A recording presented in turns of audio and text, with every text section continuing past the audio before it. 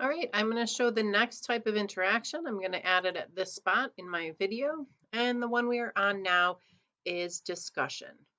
Okay, here's where you can literally embed a discussion prompt in the question.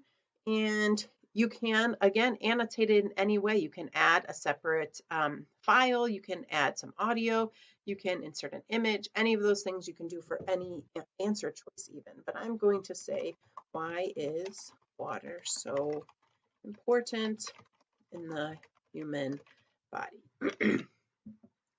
I'm going to look at advanced. Yes, I'm requiring it. They automatically earn full points when they submit. Okay.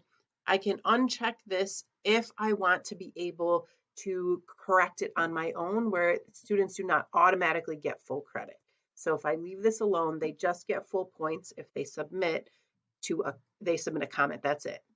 If I want to be specific about content, I'm going to want to uncheck this. But again, that means students will not have a final grade. I will have to go in and adjust the grade, determining how many points they get for it. Okay. If it's a simple question, leave this checked. If it's something you're looking for specifically, I would uncheck it and then grade it on your